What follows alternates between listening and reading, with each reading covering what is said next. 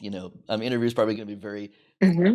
X-Men centric. You said that doing that Sure. character kind of meant, you know, sort of the most to you, and I'm just wondering, what do you think it Mm. is about her character in particular, or maybe just the X-Men in general, that is so, kind of timeless? Well, for me, I love Rogue and I love playing Rogue because she's a lot like me in the sense that we both care about social justice and we hate bullies and we really want to like stand up for the underdog, for people who are being oppressed. And Rogue, she's ready to put her life on the line for the people that she loves and also, to try and make the world a better place. And when I went into politics, after my career as an actor, I left for a little while, 12 years, and, was an elected politician. And so I felt like I needed to do that too, just to try and make a difference, to make the world a better place. And Sure. so I love her for that. And coming back and playing a superhero, twice in your life, most people don't even get a chance to do it once, but to be able to do it twice, 30 years apart, is is pretty something. Uh, And then, I was gonna say, and then just this week we won. I'll show you. We won the Astro Award. Yay! oh yeah, I was I was reading about that. You Yeah. know, So we just won the Astro Award for Best Animated Series on television, Best Animated Series or Movie. That was pretty exciting. You were my first students, my family. I wanted you to be free. Help build a world where mutants could live however they wish, safe and without fear. My X-Men. Too, I got to do the acceptance speech and all. I do too. We have Jean Grey and Mr. Sinister here on stage. with me as Rogue, and we want to say thank you so much. X-Men '97, like the original X-Men the animated series, is a masterpiece in storytelling. And it takes a team to create something this good. So congrats to our amazing team of producers, writers, artists, musicians, directors, and fellow cast members. I am so proud of what we accomplished.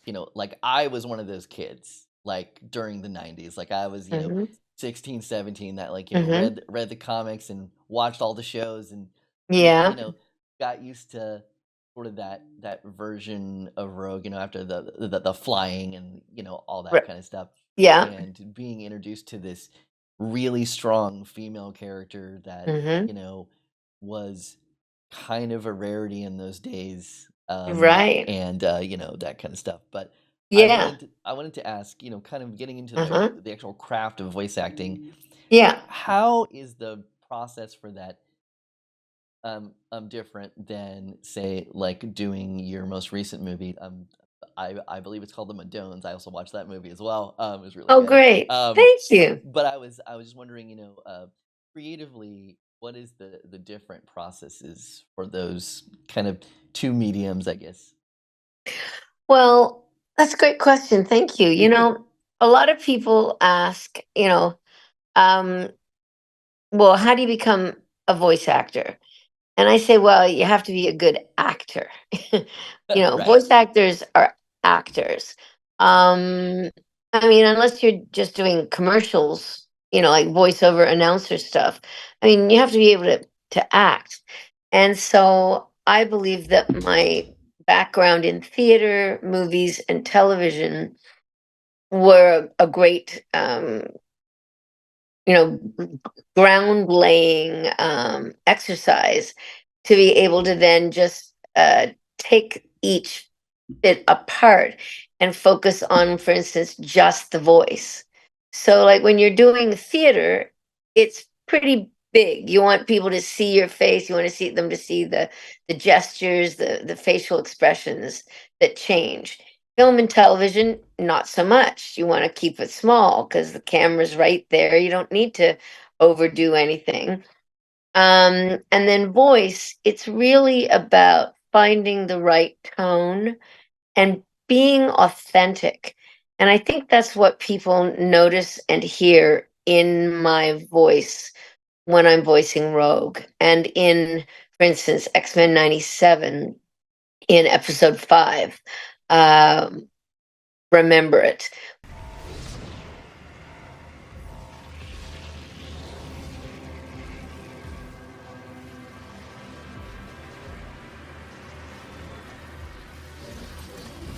His name was Gambit.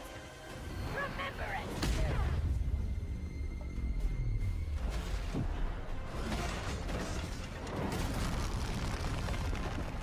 Experience from that, and that's what I think is the true job of an actor, is to be able to take people on a journey, make them feel their own feelings, give them a cathartic experience, and then bring them back again to where they were, and hopefully they'll be forever changed by that experience. Yeah, I think this is actually a good segue into something else that I was going to ask. So on our social media stuff, I actually told people I was going to, and I Yeah. asked, if anyone had any like burning questions. I took kind of like a Right. poll, and the one that got kind of the Yes. most votes was if you had a particular episode or storyline. For me, you mean? Well, clearly, I love the Cure in the first in X-Men the animated series, and I also love A Rogue's Tale because you finally get to hear her backstory. That came out in the second season of that first series, but in this show, it's obviously episode 5. Remember it. I had to pull from my own experience for that, and I was already grieving deeply because my young niece Maya had passed away from cancer at the age of 17, not that long before I recorded it. And so I decided to pour all of that emotion into my performance, so that people would have an authentic experience and really hear the grief that was in that I'm embodying. And so that, yeah, that will forever be one of the highlights for me. And I believe it did do the trick. People definitely felt their feelings and cried and let it out. Responses are lots of remember me references, and Yeah, I'm talking about the raging Cajun and all that kind of stuff. right. Yeah. um And Sugar, I can't feel you. oh man, just Yeah. you know Yeah. it's so funny how the way that she says sugar like kind of became a thing. Like, Yeah. I have a young son who's in his 20s, and he is very Oh, familiar with the show and stuff, but his yeah. touchstone was from like arcade games, and it Right. was like one of the arcade games you could play as her, and there's like Yeah. a move where she kisses people and she says, "Hey Yes. sugar," and she like pounds them She down. says, "Good night, Sugar." Yeah.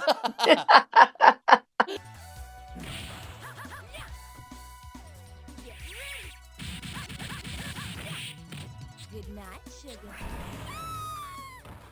Tidbits I'm taking away here. Yes. Sometimes people get me to sign that on their things when they bring things to me to sign.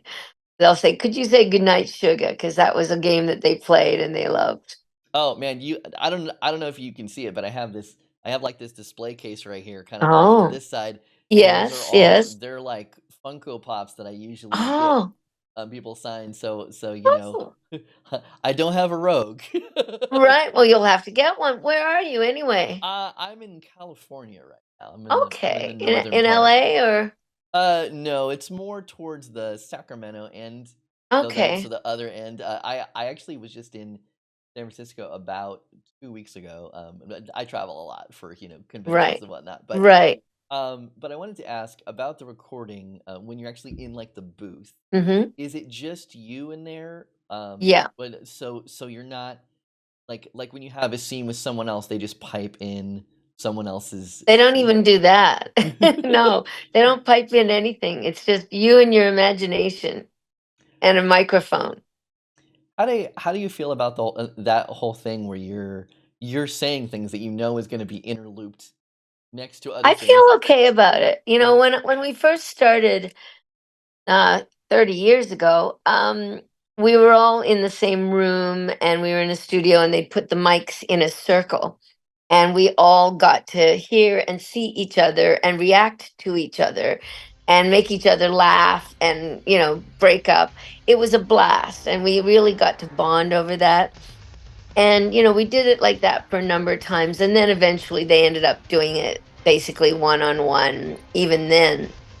But now I know the character so well that, and I have a great imagination. So I just read the script, I see what's exactly going on, and then I just perform it. And I picture all the people in my head. I can see them, I can hear them, I know what they sound like, I know what they're like.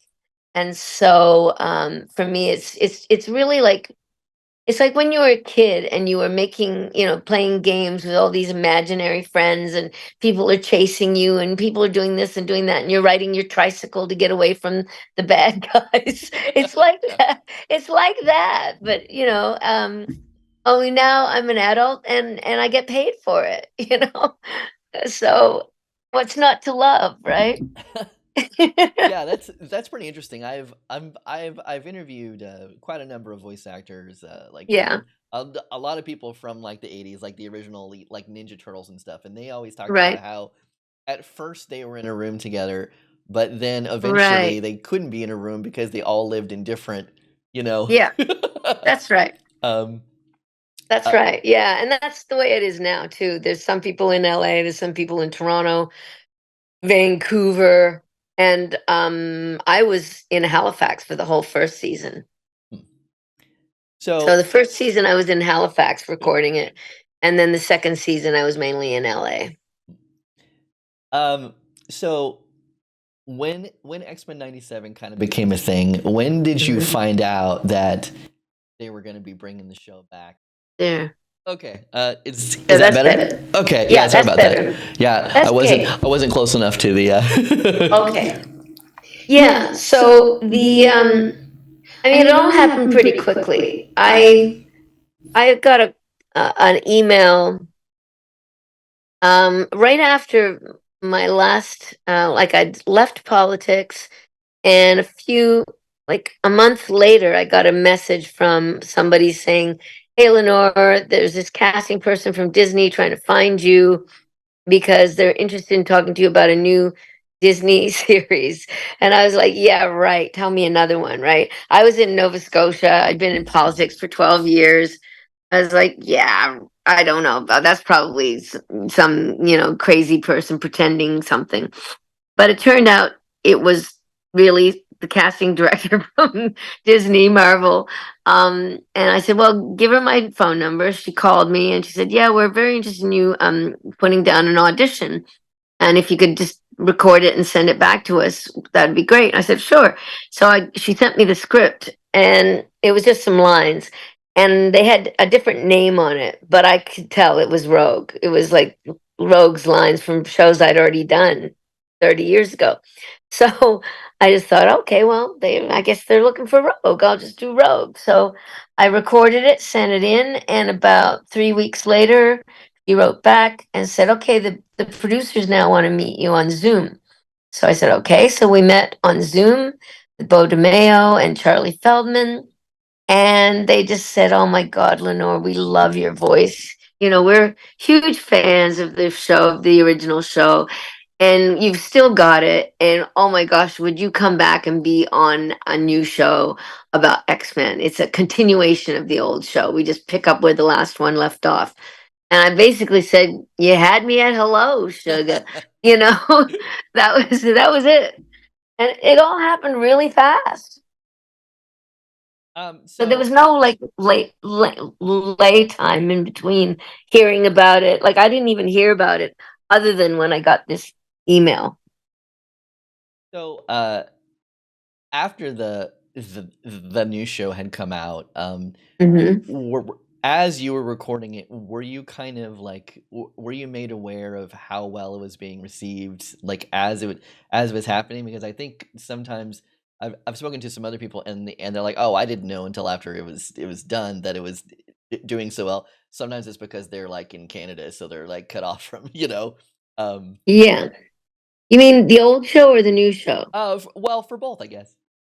Well, the old show, we had no idea. None of us knew. Like, we were in Canada, we were in Toronto, all of us. And so, I mean, the entire X-Men team, the originals, are Canadian. And we did not have a clue how well the show was doing. Because, for one thing, there was no internet, there was no social media. Sure. Um, it was like you were acting in a void. You recorded the scenes, you did the stuff, and they sent them off by tape to LA. And then we never heard anything. And it turned out they had all this fan mail that was for us from kids from all around the world that were writing to us who loved the show, loved our characters. We never got it. We never got any of that stuff. Um, so fast forward 25 years. And 25 years later, 5 years ago, we were invited to do a cast reunion at the 25th anniversary of the show. Mhm. So we went to New Braunfels, Texas, and there we started meeting fans who had grown up on the show. And the stories they told us about what it had meant and what it had done for them as children and how it had changed their lives. And people saying, you made my childhood. Sure. We were blown away. And then that same year, we went to LA Comic Con 2019, and we were amazed there because we were brought up on stage for a panel, and there were like 100,000 people there, and they just started screaming and hollering our names. And Chris Potter, who played the original Gambit, and we kind of were backstage waiting to go on, and we were like, are we in the right place?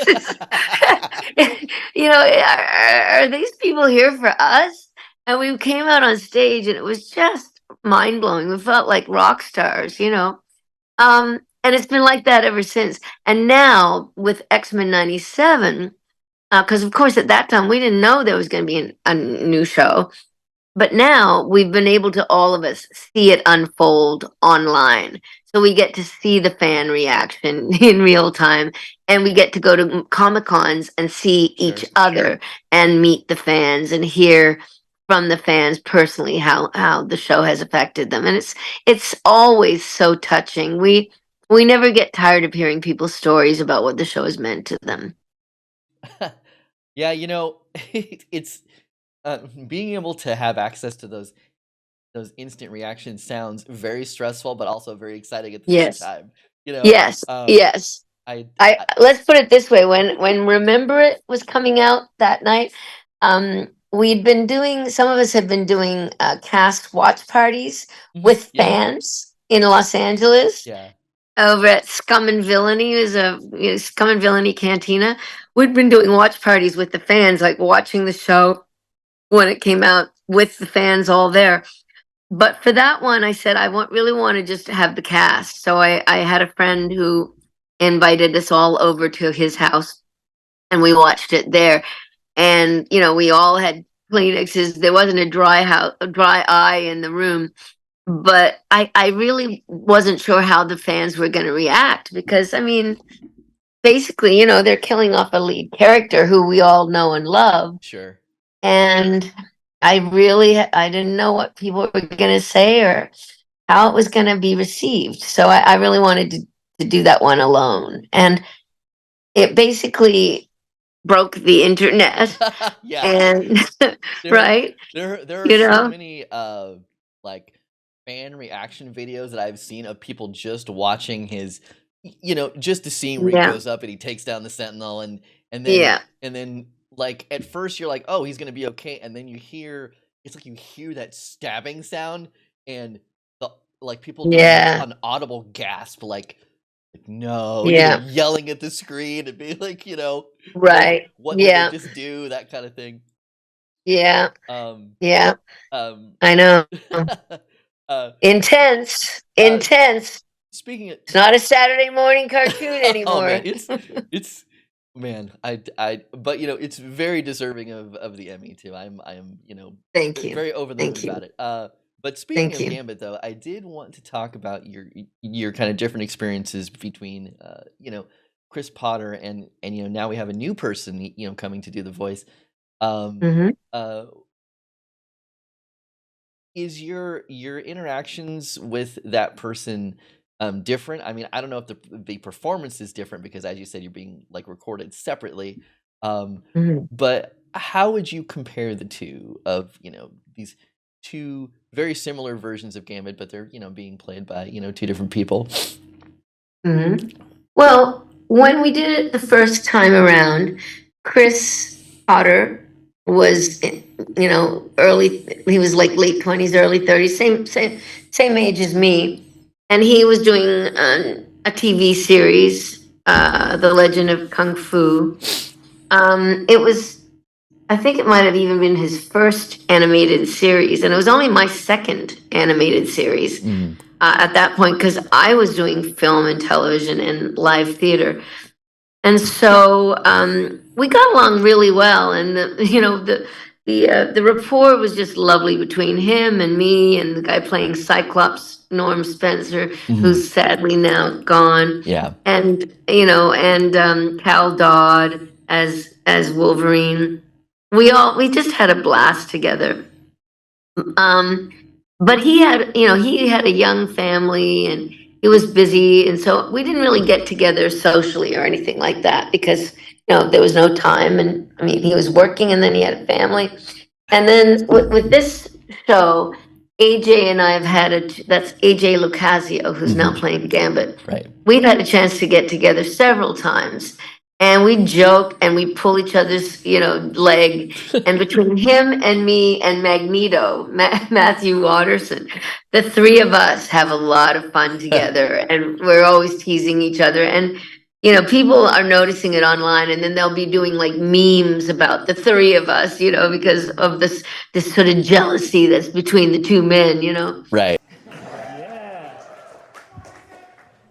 Previously on X-Men. Previously on. Oh, I'm sorry, I'm doing the wrong person. Previously on X-Men. Previously on X-Men. Previously on X-Men. I don't want to let you where his mouth is. Fighting over me already. Oh. Previously on X-Men, children. Previously on X-Men. I'm wondering where if you were and obviously season 2 unknown quantity to many of us, but where would you like to see her go as a character next? If you could, had a crystal ball and could, wish, you know. Well, I mean, I've already recorded season 2, so I know where she's going next, but I'm not going to tell you. Of course. No. So, I know where she's going next. Um, it would be nice eventually to do that, like that idea about being a leader. Yeah, I really like that idea as well. I think she has all those skills, but right now she's still where we left her. She's still pretty raw Mhm. and pretty emotional. You don't just lose somebody that you love deeply, who you feel is your soulmate, and come out of that unscathed. And that's going to take some time. And it's interesting, because uh, a lot of the fans were fans as kids in the 90s, Sure. and now they have children of their own, Yeah. and so the kids they love the show. It's amazing. Like 6, 7, 8, 9, 10 year olds, they come and they tell me how it's their favorite show they've ever seen. How many shows have they really seen? But they're like, oh, it's the favorite show ever. And I love Rogue's my favorite character. There was this one little girl that came with her dad, and she's 6, and she said it's her favorite show, and Rogue's her favorite character. And I said, isn't it kind of scary? Did you find it scary?" She said, "Oh no, no, it's exciting." I said, "Okay, all right." And I said, "And you?" I said, "You and you've seen all of the episodes for X-Men '97?" She said, "Oh yes, I even watched episode 5 6 times." And I said to her father, I said, "Really?" I said, "Did you have a good conversation with her about, death and all of that?" He said, "Oh yeah, we did." And she said, "Oh yes, I understand. It's part of life." She said, "But I feel very sorry for Rogue because she lost both of her boyfriends." Oh Which is man, that so is cute, right? that is some good stuff right there. Right? Just from the mouths of babes. It's funny how kids just like, they just let it loose, Yeah. it's